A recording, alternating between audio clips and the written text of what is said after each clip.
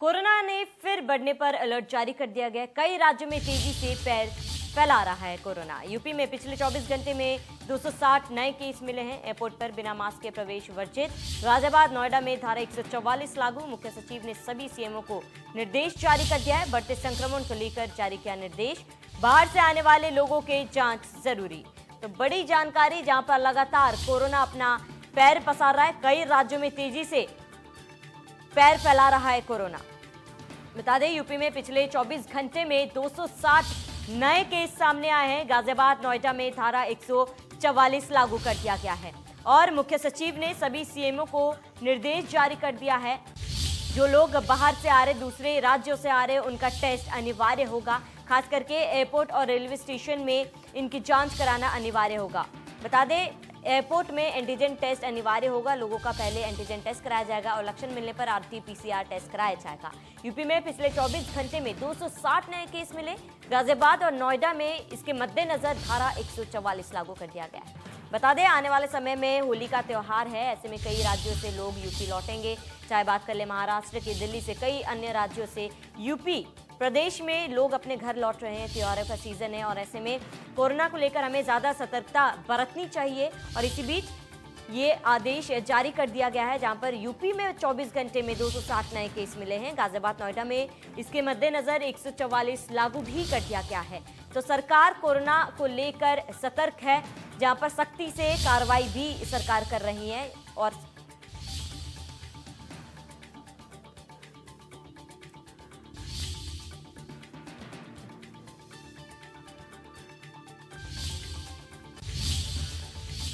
वहीं ज्यादा जानकारी के लिए गोरखपुर से हमारे संवाददाता सुशील हमारे साथ जुड़ चुके हैं। वहीं गाजियाबाद से हमारे साथ जतिन गोस्वामी हमारे संवाददाता जुड़ चुके हैं। जतिन, आपका रुख करूंगी क्योंकि कोरोना लगातार पैर पसार रहा है। ऐसे में त्योहारों का सीजन है, कुछ ही दिनों में होली आने वाला है। ऐसे में सरकार की क्या कुछ तैयारियां हैं कोरोना को लेकर?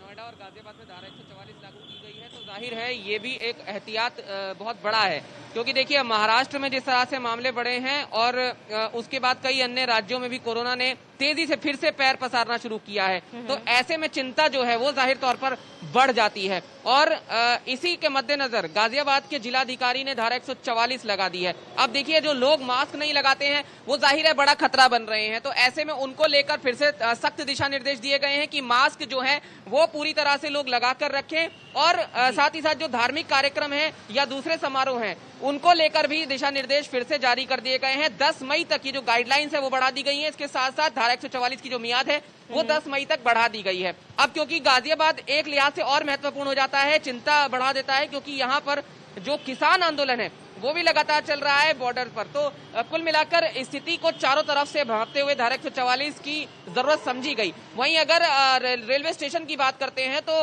महाराष्ट्र, केरल और पंजाब के अलावा कई अन्य राज्यों से जो ट्रेनें आती हैं उनसे जो पैसेंजर आ रहे हैं, जो गाजियाबाद में आ रहे हैं, उनके टेस्ट जो है वो कंपलसरी किए गए हैं। इसके लिए 3 दिन पहले गाजियाबाद के डीएम ने रेलवे स्टेशन का जायजा लेकर ये बात सुनिश्चित कर दी थी और बाकायदा कोविड हेल्प डेस्क जो है तमाम जगहों पर स्थापित कर दिए गए हैं। तो कुल मिलाकर सख्ती पहले की तरह से बढ़ रही है।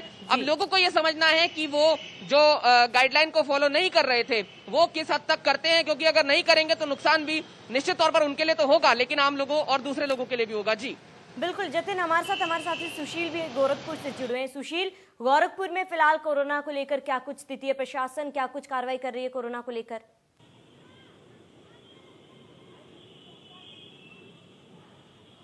देखिए श्रावणी, आपको बता दूं कि जिस तरीके से दिल्ली, मुंबई और तमाम अन्य राज्यों में कोरोना की दस्तक एक बार फिर से लोगों के जहन में पड़ने लगी, उसके बाद से अब सभी जगह अलर्ट कर दिया गया है। खासकर गोरखपुर के एयरपोर्ट की बात करें, रेलवे स्टेशन की बात करें या बस स्टेशन की बात करें, वहाँ पे पूरी तरह से चेकिंग हुई। या खासकर गोरखपुर के एयरपोर्ट की बात करें तो वहाँ पे निर्देश भी जारी कर दिया गया है कि बिना मास्क के जो है प्रवेश वर्जित होगा। कोई भी बिना मास्क के अंदर नहीं आएगा और वहाँ पे रैंडम जो है एंटीजन का टेस्ट होगा और बाकायदे टेस्ट होने के बाद ही फिर जो है वो फ्लाइट में बैठेगा और वहाँ से निकलने से आने से बाद जो है शहर में एंट्री करने से पहले भी उसका टेस्ट होगा। उसके बाद फिर जो है उस पर नज़र बनाई रखी जाएगी, यानी पूरे 1 हफ्ते तक उस पर नज़र बनाएगी जिला प्रशासन और स्वास्थ्य महकमे की टीम, ताकि किसी भी तरह की अगर कोई लक्षण होती है तो उसे टेक ओवर किया जा सके। ऐसे में पूरी तरह से आप समझ सकते हैं कि चाहे वो एयरपोर्ट हो, रेलवे स्टेशन हो या बस स्टेशन हो, पूरी तरीके से यहाँ पे एक बार फिर से वो सारे जो है कहीं ना कहीं जितने भी रूपरेखा तैयार की गई थी जिला प्रशासन की तरफ से, एक बार फिर से वो काबिज होता नजर आएगा और एक बार फिर से सभी लोगों का जो अन्य राज्यों से या जो दिल्ली और मुंबई से जो आएंगे उनका जो है रैंडम एंटीजन टेस्ट होगा। उसके बाद से फिर जो है उन्हें उनका नाम पता नोट होकर के बाकायदे उन पर निगरानी रखी जाएगी।